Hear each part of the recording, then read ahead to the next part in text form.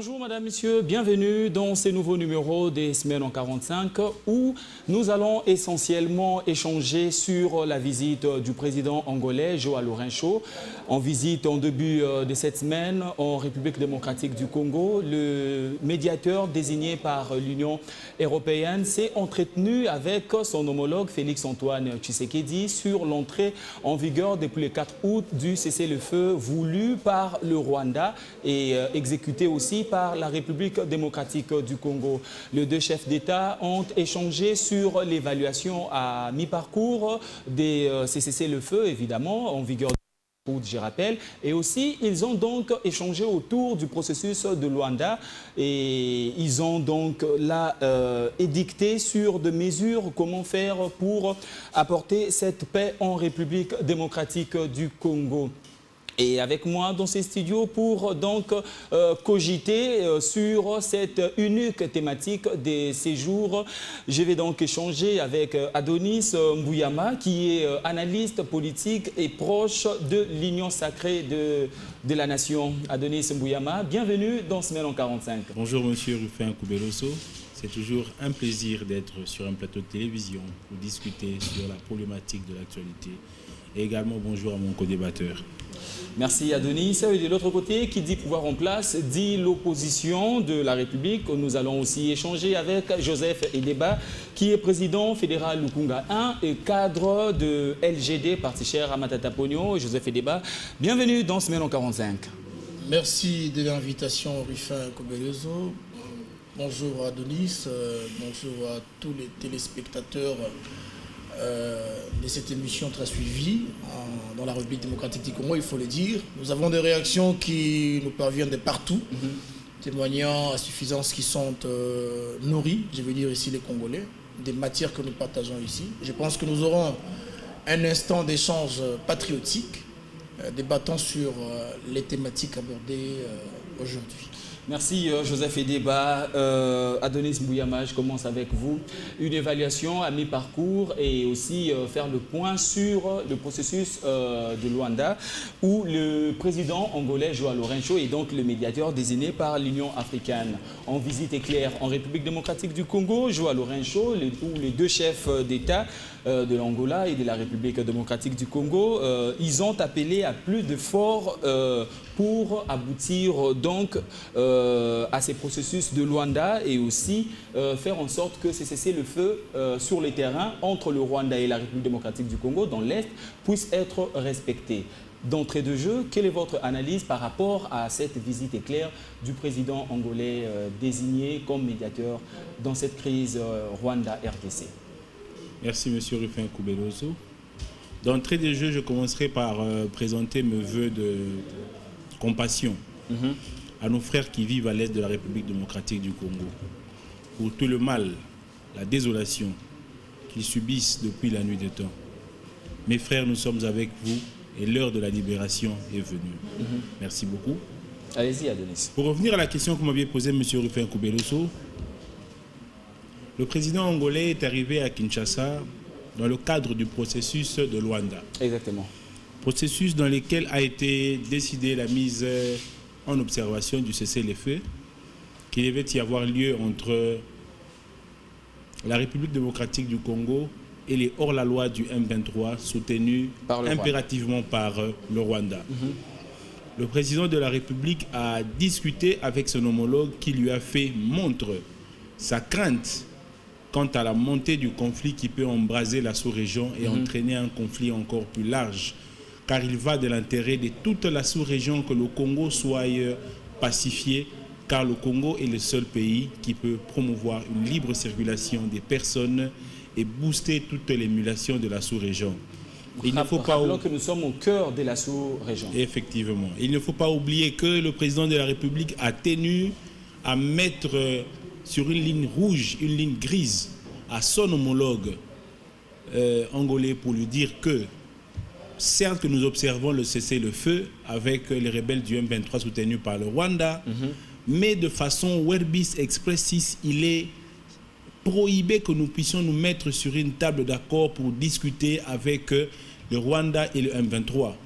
parce que nous estimons que le Rwanda et les M23 ont épuisé tous les voies de recours que nous leur avons conférées. Okay. Nous sommes partis des discussions en discussion, nous sommes partis des conciliabules en Cénacle pour trouver une solution palliative, pouvant essayer de concilier les esprits et de redorer l'image de la partie est de la République qui a été touchée dans son fort intérieur. Depuis plusieurs décennies. Fort malheureux, cela n'a pas abouti. Il était important pour le chef de l'État de montrer la position de la République démocratique du Congo en disant que le cessez-le-feu est un rempart pour le Rwanda afin de retrouver la voie de la conscience et renoncer à la guerre. La position de non-négociation est un Rubicon que nous ne serons cédés face à ces hors-la-loi. Adonis Mouyama, après, avant ce cessez-le-feu, il y a eu une trêve voulue par les Américains, une trêve de 2 semaines et demie pratiquement. Mais on a vu que ça n'a rien apporté. Croyez-vous que c'est ce cessez-le-feu qui apportera de la conscience, s'il faut le dire ainsi, aux Rwandais? C'est une appréciation qui a été voulue par les médiateurs, par le partenaire, en disant que vous deviez toujours promouvoir, vous deviez toujours privilégier la voie des négociations. Mais après avoir réfléchi, nous acceptons les conditions de nos pères africains parce que nous sommes membres d'une communauté, tout en affirmant que la position du Congo reste indéfectible en disant que nous n'allons pas nous mettre sur une table pour négocier avec les hors-la-loi du M23 soutenus par le régime sanguinaire du Rwanda. Joseph Edeba, une évaluation à mi-parcours voulue par le médiateur désigné en République démocratique du Congo en visite avec son homologue Félix-Antoine Tshisekedi. De cette évaluation, les 2 chefs d'État ici en République démocratique du Congo en début de semaine ont eu à saluer l'entrée en vigueur de ces cessez-le-feu entre la République démocratique du Congo et le Rwanda. Mais sur terrain, comme nous pouvons le constater et comme le constate aussi la société civile, le M23 soutenu par le Rwanda continue d'avancer malgré ces cessez-le-feu et gagne des localités. Comment comprendre cet état des lieux? Cher Rufin Kobeleso, merci pour la question. Vous avez senti que j'ai toujours du mal à parler de cette question de l'agression de la RDC. D'autant plus que nos frères au jour le jour continuent à mourir. Nous avons vu un spectacle de nos dirigeants aller à Kisangani commémorer les morts. Les génocostes. Les génocostes. Au moment où nous continuons à enterrer les morts dans presque le même contrée et avec presque le même stratégie des combats.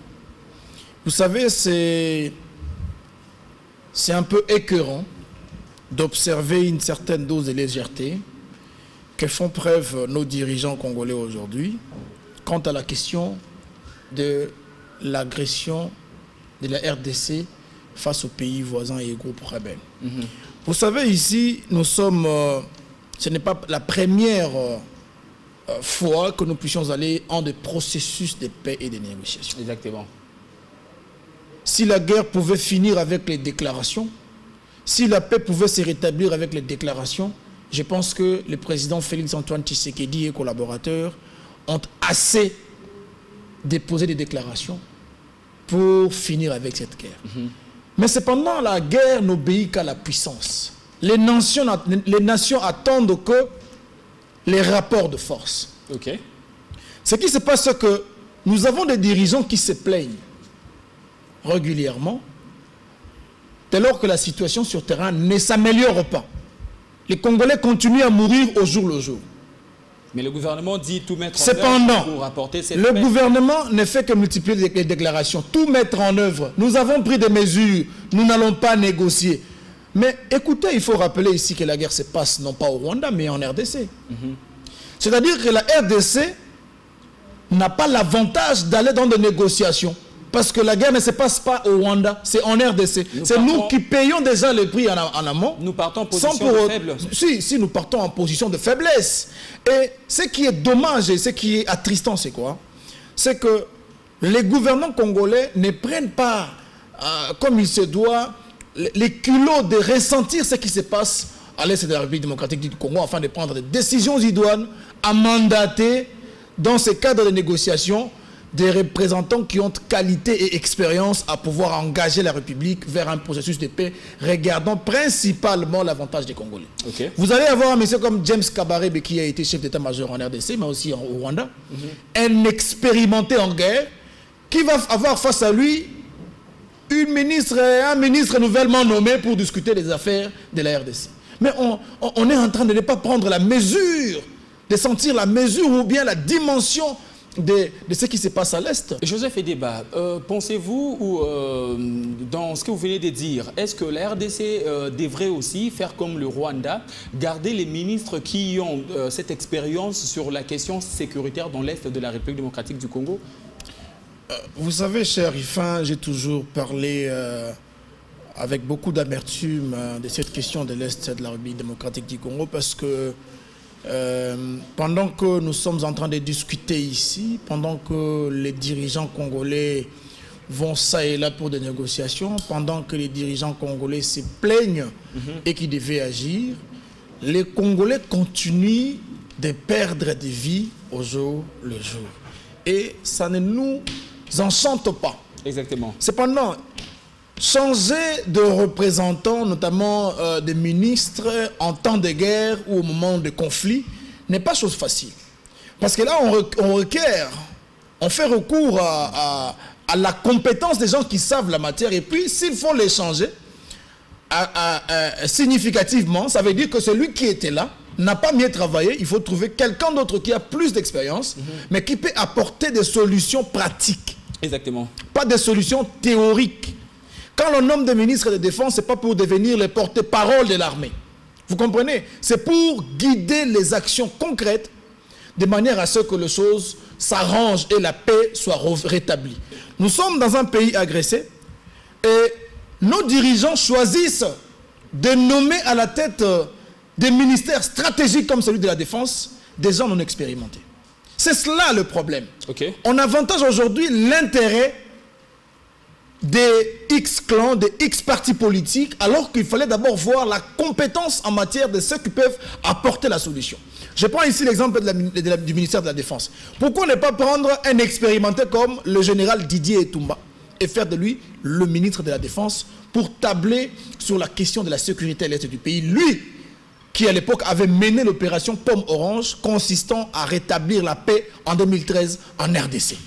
Pourquoi? Mais c'est parce que les dirigeants politiques aujourd'hui sont animés par le désir de rester éternellement au pouvoir, de se plaindre au lieu d'apporter des solutions. Toujours avoir Nous avons vu ici récemment James Kabarebe être envoyé du côté du Rwanda pour venir dans les négociations. Mais du côté de la RDC, ce sont des personnes qui ne sont même pas connues. On prend une dame qui était chargée des affaires passeport au ministère des Affaires étrangères, bombarder directement ministre des Affaires étrangères pour aller négocier avec des gens pareils. Mais ça si veut dire que l'État devait évaluer les actions à poser de manière à prendre conscience, à aligner et à mettre en avant-plan des personnels ayant la qualité de pouvoir, n'est-ce pas, négocier avec ces pays qui nous agressent. Parce que le désavantage est que la guerre ne se passe pas au Rwanda, mais se passe chez nous. Quand même l'on parle de cessez-le-feu, tout ça se résume en RDC et ce n'est pas au Rwanda. Et donc, en effet, le Congolais devait beaucoup plus être exigeant. Exact. Mais cependant, malheureusement, nous sommes en train de constater que le Rwanda qui nous exige certaines choses à faire pour qu'il se retire de nos territoires. Par exemple, la démilitarisation des FDLR. Comment vous pouvez définir que les FDLR sont une propriété congolaise? Comment vous pouvez responsabiliser le Congo comme étant les parrains propres des FDLR alors qu'on ne sait pas aujourd'hui quantifier et évaluer qu'il y a tel FDLR? Vous avez débat. Avant de prendre Adonis, j'aimerais qu'on puisse rester sur cette question des FDLR où le Rwanda, depuis plusieurs décennies, ont comme alibi que ils sont sur le sol congolais pour traquer les FDLR puisque ce sont eux qui combattent le pouvoir au Rwanda. C'est un alibi qu'ils avancent toujours dans les lobbies internationaux. Comment comprendre que le Rwanda a toujours cet alibi alors que nous, la RDC, nous ne savons pas encore si c'est quoi notre alibi. Si c'est comme ça que j'étais en train de dire. Il est nécessaire aujourd'hui que nous ayons des dirigeants qui savent décider et responsabiliser le Rwanda comme le pays agresseur, non pas seulement par les troupes rwandaises, mais par les truchements des supplétifs M23 et tout ce que vous voulez. Parce que quand ils prennent la Libye, par exemple, de FDLR et tout, mais malheureusement, que disent les dirigeants congolais? Les dirigeants congolais acceptent de démilitariser les FDLR. Comment ils vont y parvenir? C'est ça le problème. Les dirigeants congolais, mais si, la lettre qui a sanctionné la réunion, la dernière réunion de Luanda entre les ministres des Affaires étrangères congolais et rwandais, atteste que la RDC accepte de démilitariser les FDLR.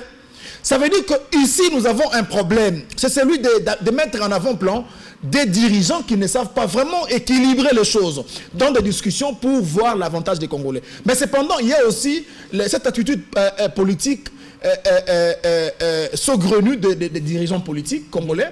C'est-à-dire que ces dirigeants, par exemple le président de la République, avait autrefois dit qu'il va utiliser les FDLR pour déstabiliser les pouvoirs du Rwanda. Mais le Rwanda n'a pas pris cette menace comme une blague. Il a par contre cristallisé le fait que si on existe en RDC, c'est à cause de telles choses. Voilà la preuve, le président lui-même disait qu'il va utiliser cette force pour semer les chaos ou bien déstabiliser le pouvoir de Kigali. Donc en effet, les dirigeants devaient cesser, les dirigeants congolais devaient cesser avec les discours qui enflamment la tension, qui n'est-ce pas, cristallisent la guerre à l'Est pour adopter des mesures pratiques, n'est-ce pas, ces mesures qui ont, n'est-ce pas, moins de publicité à faire et aller vers les solutions. C'est comme ça que nous sommes en train de nous dire ici que le pays a besoin évidemment de dirigeants de qualité qui ont un leadership éclairé en matière de la défense de notre nation, afin de, n'est-ce pas, restaurer ces climats de paix, parce que ce climat de paix est aussi un facteur important qui peut définir le développement de notre pays sur le plan économique. Adonis Mbouyama, vous allez donc rebondir sur ce que vient de dire Joseph Edeba, évidemment. Mais entre-temps, la veille d'entrée en vigueur de quoi cesser le feu, le M23 ont donc pris contrôle de l'agglomération des Nyamilima, faisant 98 policiers et plus de 2000 Congolais réfugiés de l'autre côté de l'Ouganda. Comment comprendre cette situation? Aujourd'hui, les deux présidents arrivent à saluer donc l'entrée en vigueur de cessez-le-feu, mais alors que sur terrain, c'est toujours une contestation générale auprès de la population. Avec beaucoup d'aisance, hein, je dirais qu'il est pour moi superfétatoire d'accepter que ce silence dit beaucoup. Okay. Je suis au regret de constater qu'un sujet congolais parle de son pays, de l'armée de son pays, avec autant de mépris, avec autant de haine. Je suis très ému. Vous savez, monsieur Rufin Koubelonzo, allez-y. Ne faisons pas le jeu de l'ennemi en pensant valoir notre savoir. Car dans une excitation de Wisigoth, l'homme peut se permettre de raconter n'importe quoi. Et cela est une position qui dérange. Car je suis vraiment très touché par les paroles de mon ami. Très touché. Déjà, tout au long de son développement, l'homme justifie le désordre actuel, le désordre qui sévit actuellement dans les institutions, en responsabilisant le régime politique actuel. Mais serait-ce encore la peine qu'on revienne sur des sujets qu'on a déjà débattus, cher ami? Les Congolais ne sont plus des idiots. Je pense que tous avions grandi. Nous savions véritablement ce qui se passe. Il fait référence ici au général Etumba, en disant que c'était l'oiseau rare qu'il fallait dénicher pour que les choses puissent bien aller. Mais moi, je suis ému de dire ça. Faire appel à des personnalités politiques qui, autrefois, ont mis sur pied une politique militaire alambiquée, qui aujourd'hui les conséquences sont en train de se faire sentir. Mais pour certains, le résultat est... Le président de la République est en train de se battre bec et ongle pour la restauration d'un état de droit qui se garantit par la liberté, par la sécurité. Mais tous ces efforts semblent être vains, parce que le chef de l'État est parti sur un flanc diplomatique pour d'abord comprendre la situation de l'Est. Il a sillonné le monde. Après s'être fait une idée, le chef de l'État a compris qu'en dépit de la complicité internationale qui avait comme une ébauche sur le Congo, il y avait au moins une participation active des acteurs politiques congolais qui ont été autrefois aux affaires. Et je ne vais pas me permettre ici de citer la péripétie de la dernière fois. Qui sont aussi aux affaires, puisque nous avons vu... Et effectivement, le pouvoir en place est dans une étude très articulée. Okay. Et dans les jours à venir, toutes ces personnes qui ont tant soit peu régné la voie de la concorde pour aller vers la voie de la discorde seront mis hors des institutions et leur place sera fortement en prison. Vous avez suivi le procès de M. Corneille Nangaa et consort. Une sentence a été décidée sur lui car il a mis sur place une politique macabre qui ne protège pas les intérêts mais qui expose l'intérêt de notre nation. Donc, je ne sais pas revenir sur ces choses. Et pour revenir à la question que vous venez de poser tout à l'heure, celle de dire qu'une autre localité de notre pays est tombée entre les mains des assaillants la semaine passée. Nyamilima, excusez-moi. Nyamilima. C'est un constat assez malheureux qui me dérange aussi également. Mais nous ne pouvons que prier le Seigneur, soutenir le chef, soutenir les FRDC par les renseignements, par la motivation des qualités, et aussi par l'implication de notre chef de l'État ainsi que de tout le peuple congolais pour que dans un pressant, j'ai toujours dit dans un avenir assez proche, mais aujourd'hui je dis dans un présent pressant, que la solution puisse être trouvée afin d'accorder à ces populations de l'Est qui a longtemps souffert un avenir assez serein. Merci Adonis Mouyama. Joseph Edeba, dans ces contextes tendus entre le Rwanda et la République démocratique du Congo, les médiateurs Joao Lourenço, désignés par l'Union africaine évidemment, ils s'activent en faveur d'un projet d'accord de paix durable. Et l'homme, est-ce que peut-on dire à ces jours, en voyant Lourenço qui était d'abord le week-end dernier au Rwanda, qui a parlé avec Paul Kagame, et en début de cette semaine, il était en République démocratique du Congo pour une visite éclair. Peut-on dire à ces jours que c'est à Joao Lourenço d'apporter donc la solution? Est-il l'homme de la situation face à cette guerre? Avant de répondre à votre question, j'aimerais rebondir quelques secondes au propos de mon co-débatteur Adonis, que j'ai toujours beaucoup d'estime. Allez-y. Mais Adonis, quand il allègue les faits, il oublie que quand les Congolais meurent au jour le jour, ça nous fait tous mal. Si nous venons sur le plateau de télé pour discuter et débattre de ces sujets, c'est parce que nous avons le souci de voir notre pays avancer, nos institutions agir en responsable. Et les avis donnés ici, pour nous autres, ce sont des avis avec beaucoup de sincérité. Nous avons même pas la moindre idée de vouloir ridiculiser notre armée. Quand je fais allusion à Didier Etumba, vous n'allez pas cracher sur celui qui a guidé l'armée de ces pays à un moment donné de gouvernance. Vous n'allez pas minimiser et réduire en néant ceux qui se sont battus et qui nous ont valorisés autrefois dans Mamadou Ndala. Ça veut dire que quand je fais allusion à la compétence, je vois l'homme qui a l'expérience de pouvoir mener en bien les opérations pouvant aboutir à des solutions durables. Je ne vois pas ici des gens qu'on promeuve justement pour faire des déclarations. Et c'est ça le problème. Nous devons être nous-mêmes à mesure de nous auto-évaluer, mais aussi à diagnostiquer notre gouvernance de manière à faire des propositions de qualité. Et donc, en effet, excusez-moi, à la question que vous posez, que les territoires de Nyamilima viennent de tomber, vous répondez, prions les seigneurs. Mais on se moque des Congolais. Prions les seigneurs. Vous pensez que le Seigneur va quitter le ciel pour venir combattre du côté des Congolais et ne pas combattre du côté des Rwandais? Non, ici, les États n'obéissent qu'à la puissance de la force. La force du feu. Ce que vous voulez entendre en réalité, c'est que la RDC doit être responsable aujourd'hui pour s'élever au niveau de la défense afin d'imposer le respect de la périphérie. Vous comprenez? Exactement. Nous n'avons pas 5 voisins, nous n'avons pas 2 voisins, nous n'avons pas que le Rwanda comme voisin.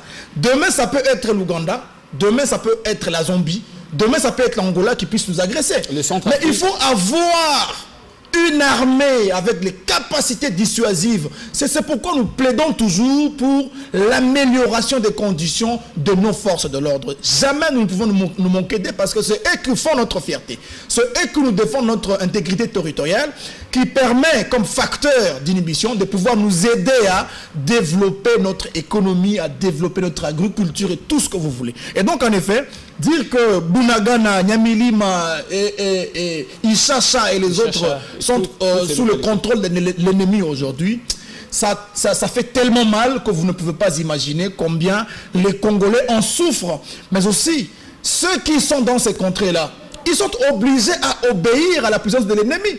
Mais c'est sous nos territoires. Disons-nous des vérités que ça ne va pas. Il faut avoir des dirigeants qui savent évaluer la qualité du problème, la nécessité d'apporter des solutions idoines, mais aussi le fait que nous puissions trouver des solutions qui durent à longueur de temps. Vous savez, Napoléon Bonaparte disait qu'une paix durable doit être victorieuse. Une paix qui est issue des négociations, ce n'est pas une paix durable. Donc nous devons ici voir le côté négociation comme étant une partie infime de la stabilité de paix à l'est du pays. Mais il faut tabler par contre sur l'élévation en puissance de nos forces d'ordre. Ce qui est les gages et la garantie d'avoir une armée dissuasive pouvant dissuader tout celui qui oserait, ne serait-ce que la moindre escarmouche, comme disait notre président, déranger notre sécurité interne. Et donc, en effet, voilà, il y a des propositions que nous faisons toujours au sein du LGD, et que moi je défends toujours. Nous avons des propositions que nous continuons à faire pour l'amélioration des conditions. Mais fort heureusement et malheureusement en même temps, que nos gouvernants ne font que se plaindre et ne pas écouter les conseils qui leur sont donnés par des compatriotes qui veulent la paix. Joseph Edeba, en une minute, vous venez d'évoquer la question Ishasha, où on a tous vu des vidéos qui sont devenues virales sur les réseaux sociaux. Ne pouvons-nous dire pas à ces jours que la population est complice quand on voit Corneille Nangaa qui entre dans cette cité et que la population est en liesse? En une minute, quelle est votre analyse par rapport à ces images?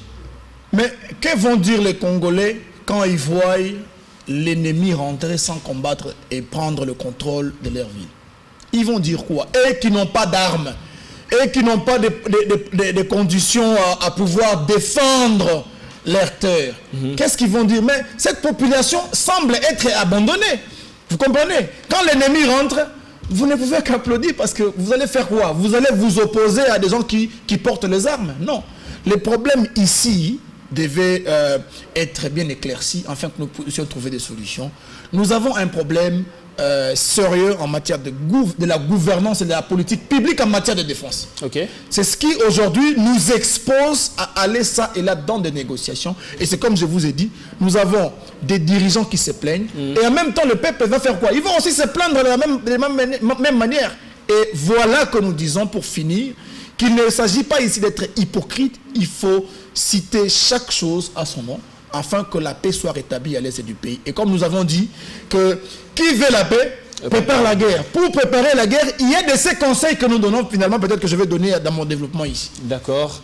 Adonis, de cette guerre, nous devrons aussi parler des déplacés internes en République démocratique du Congo. On a vu cet incendie qui a ravagé les camps des déplacés au niveau des Kalehe, au sud Kivu.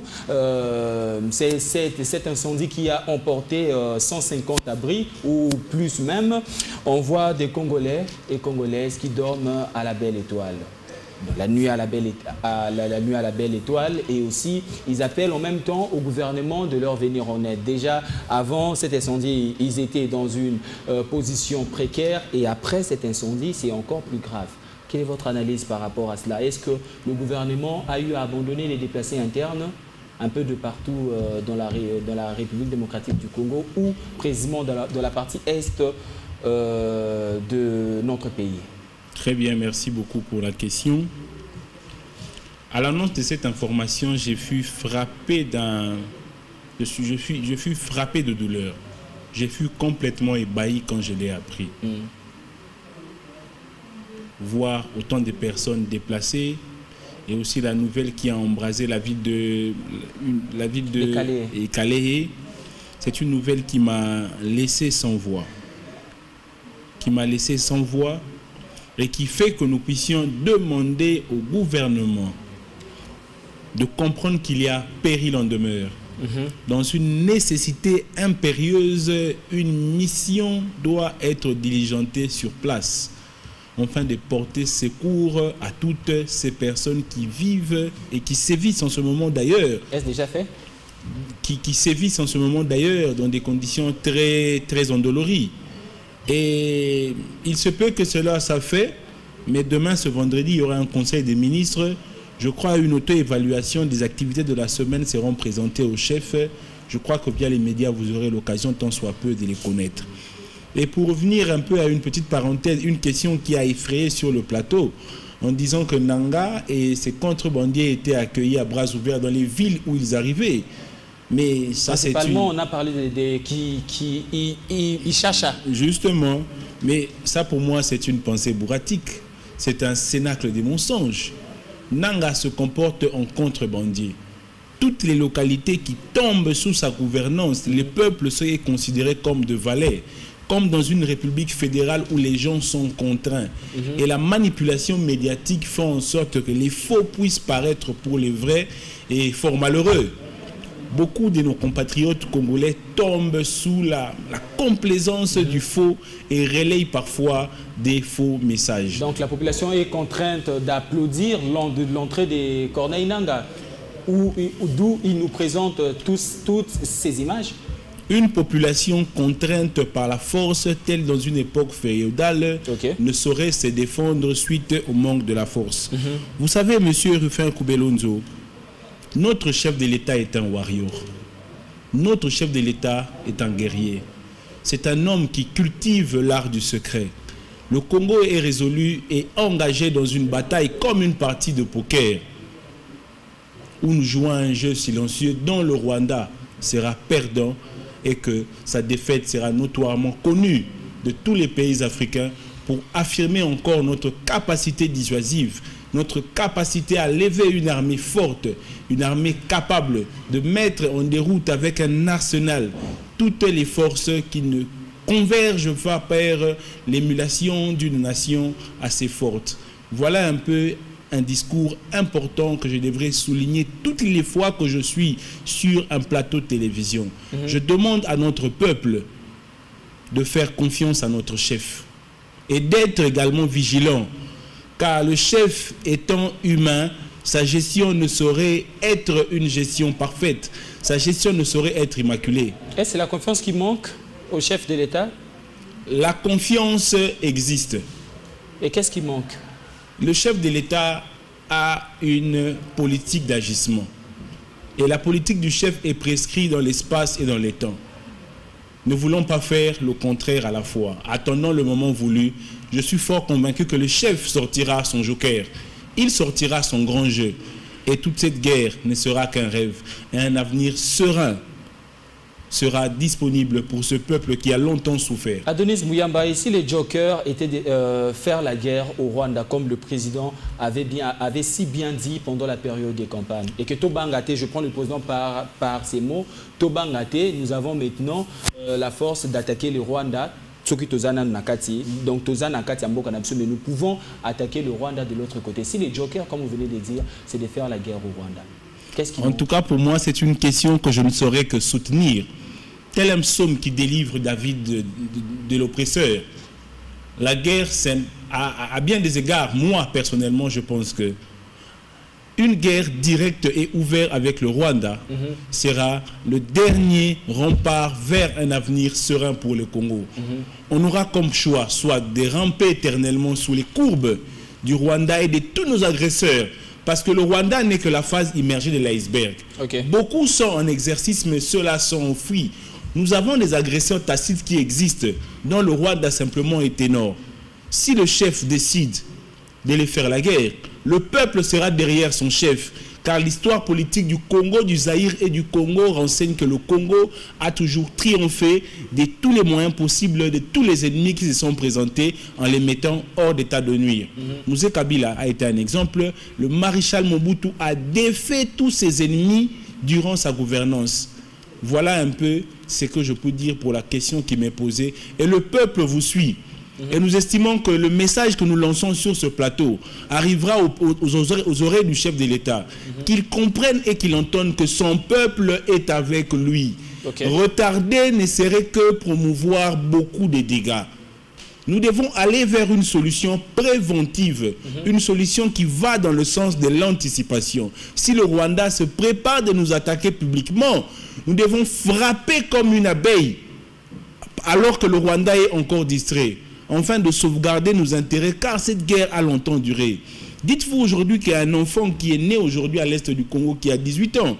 L'on doit estimer que c'est un enfant qui n'a jamais connu la paix. Exactement. Un enfant qui n'a jamais connu la quiétude, dont le désarroi a toujours été son quotidien. Mais il est enfin temps. Il est enfin temps que cela puisse changer. Le chef de l'État est héritier d'un nom, d'une histoire politique et d'un combat. Ce pays aura un avenir si sa vision à la tête de ce pays se confirmait. Et la sécurité doit être le dernier rempart. Et je suis content en évoquant la sécurité, car même lors de son second mandat, il a dit que la sécurité sera également l'un des priorités pour sa gouvernance. Dans ces axes prioritaires, évidemment, nous croyons que le président arrivera donc à rétablir la paix dans la partie est de la République démocratique du Congo, puisque c'est dans ces axes prioritaires pendant son discours d'investiture, et puis cela a été confirmé par la première ministre Judith Suminwa. Joseph Edeba, vous allez donc rebondir, si vous voulez, sur ce que vient de dire Adonis Mbouyamba. Et en même temps, le médiateur désigné par l'Union africaine, Joao Lourenço, a exposé le contour d'un accord ambitieux, s'il faut le dire, qui vise à instaurer une coopération pacifique sur les questions qui ont longtemps divisé le Rwanda et la République démocratique du Congo.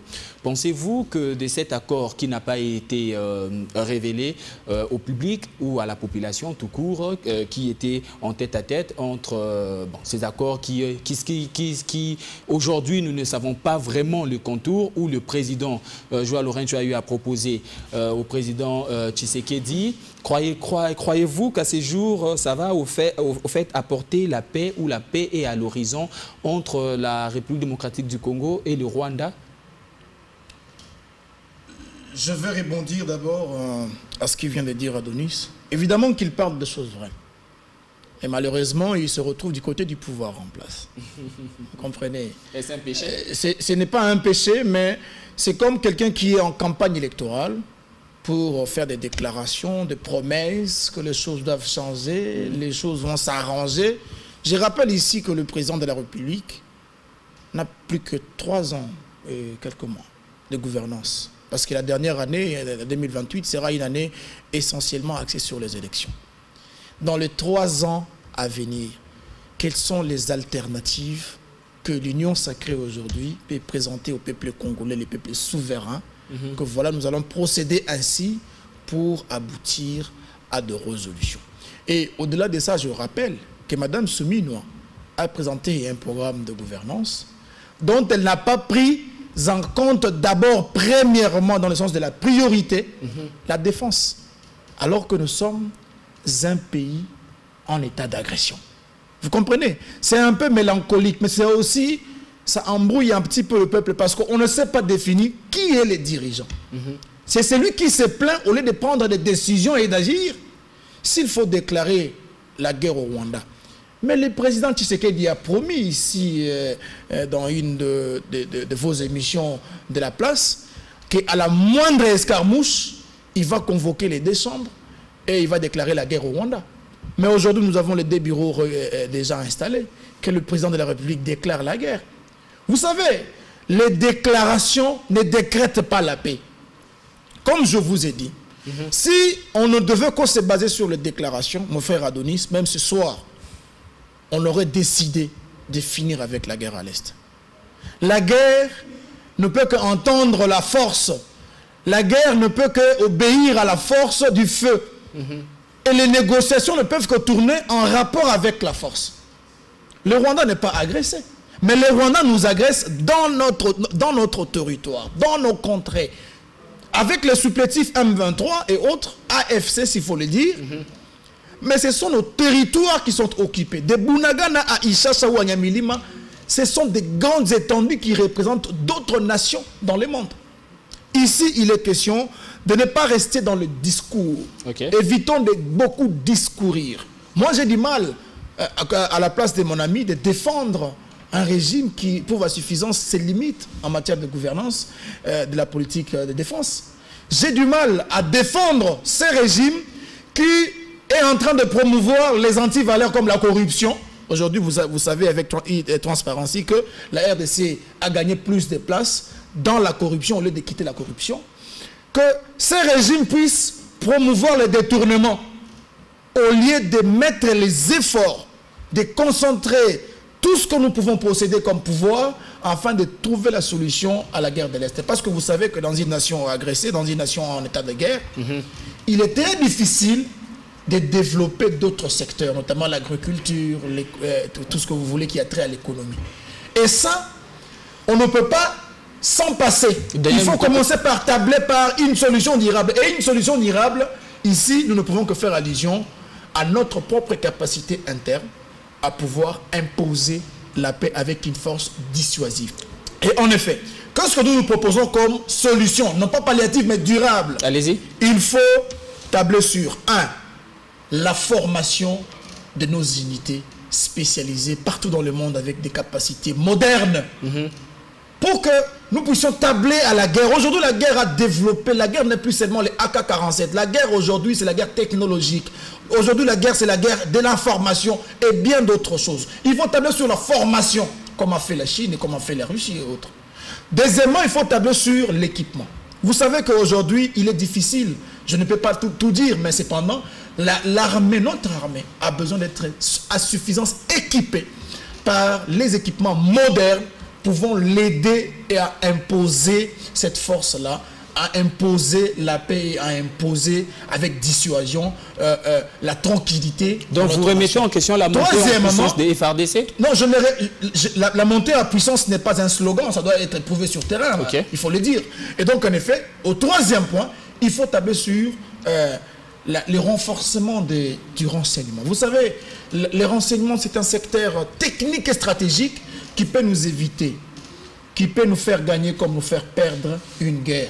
Vous voyez, donc il faut ici arrêter de piocher seulement dans son parti politique, de piocher seulement dans son clan politique, des gens qu'on doit mettre dans des institutions. Il faut tabler sur la compétence et la qualité des animateurs d'institutions. C'est comme ça que nous allons pour définir que l'homme et le leadership, c'est ce qui fait défaut aujourd'hui à la tête des institutions. Et c'est ça qui fait aussi défaut à ce que nous puissions aller vers les solutions pour chuter directes. En effet, en 2013, notre propre armée ici arrivait à restaurer la paix à l'est du pays. Et bravo à ces gens, bravo à ces vaillants soldats qu'aujourd'hui on traite des infiltrés, des traîtres, écoutez, des méchants. Mais les Mamadou Ndala et les autres se sont battus. Les vidéos existent, la paix à l'histoire existe. Et donc, en effet, il faut ici renforcer et faire confiance qu'à notre force pour aller en des négociations après.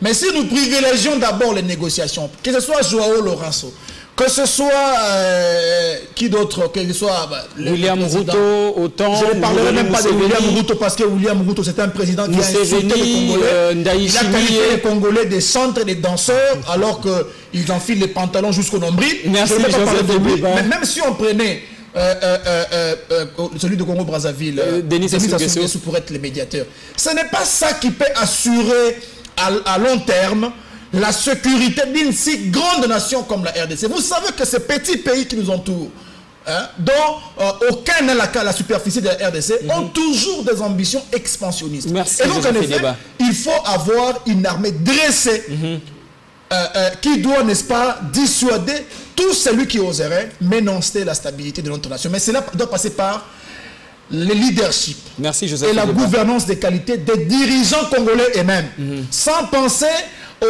Merci, aux demandes, aux plaintes, voire les menaces verbales. Nous prenons donc la dernière question.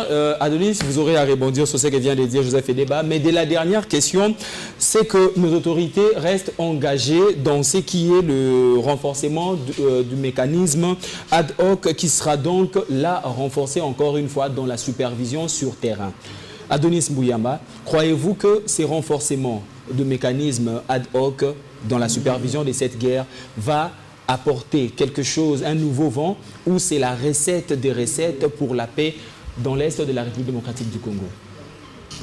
La politique est un jeu de poker dont seules les personnes élevées d'esprit peuvent comprendre. Nous sommes engagés dans un processus. C'est donc un jeu de poker dont chacun est en train de mettre ses positionnements. Le président de la République a suivi tous les contours du droit international. Le Rwanda devait donc être exposé publiquement comme soutien principal du M23. Et je dis même qu'à l'allure où vont les choses, le substantif M23 ou le mot l'appellation M23 devrait être buffé pour ne dire que l'armée rwandaise. Et le président de la République a observé ici toutes les phases. Nous sommes partis par les dénonciations. Nous sommes partis par des sanctions. Et le dernier rempart sera forcément la déclaration de guerre. Mais avant que nous puissions arriver, pour ne pas parler trop vite, faisons confiance à notre chef en s'inscrivant dans les mécanismes que le droit de l'homme nous confère. Car le président est un homme de paix et la paix demande que nous puissions toujours nous mettre sur une table d'accord pour discuter pour l'intérêt du Congo et de la sous-région. Mais la position du Congo est déjà connue. Pas de négociations. Pas de négociations. Courage à nos FRDC, courage au peuple congolais, à nos frères à l'Est qui vivent dans des conditions assez très endolories, dans des conditions macabres, dans une promiscuité qui outrepasse les limites de l'impossible. Nous arrivons. Et la paix et l'heure de la libération sera là. Merci Adonis. Joseph Edeba, la même question, si vous voulez vous rebondissez sur ce que vient de dire Adonis. La question c'est... ce renforcement de mécanismes ad hoc dans la supervision de la guerre à l'Est, où il y a les cessez-le-feu en vigueur, est-ce que c'est la recette des recettes pour apporter cette paix durable voulue par la République démocratique du Congo? Non, malheureusement, moi je ne vais pas dire que c'est la recette des recettes pour apporter la paix durable. Je vous ai dit ici, j'ai été clair encore une fois, de dire que pour que nous puissions avoir des solutions et de la recette, de la solution durable, il faut tabler sur la compétence de la force dissuasive de nos FRDC, cette force-là qui va définir évidemment notre capacité à imposer la paix, une paix durable, une paix qui va, n'est-ce pas, apporter beaucoup d'impact positif au développement de notre nation. Et donc, en effet, nous disons que aujourd'hui, ni tété notre leadership, le leadership de nos gouvernants et la gouvernance hésitante, et la gouvernance des déclarations, la gouvernance des réunions de presse, et tout ça, on aurait quand même fait quelque chose si on était sérieux, on prenait la mesure de ce qui dérange les Congolais à l'est du pays, parce que je ne vais pas vous dire ici combien les Congolais souffrent, mon frère, quand vous allez les voir dans des camps de déplacés. Ils sont prisonniers, ils sont traités comme des étrangers dans leur propre nation à cause de nos dirigeants politiques aujourd'hui. Il faut qu'on se le dise. Et ils doivent endosser, accepter cette responsabilité, parce que en arrivant au pouvoir, ils savaient qu'ils héritaient et du passif et de l'actif de notre nation.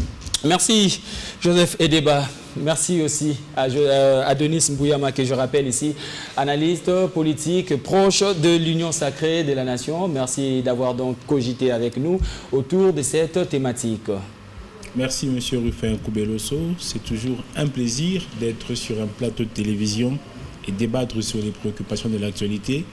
Merci énormément à Joseph Edeba, à qui nous avons échangé sur la problématique de l'avenir puisse de soutenir le Congo, car là où se trouve une volonté, il y a toujours un chemin. Merci aussi à Joseph Edeba, président fédéral Lukunga 1, cadre LGD, d'avoir donc cogité aussi avec nous dans ces plateaux autour de cette thématique.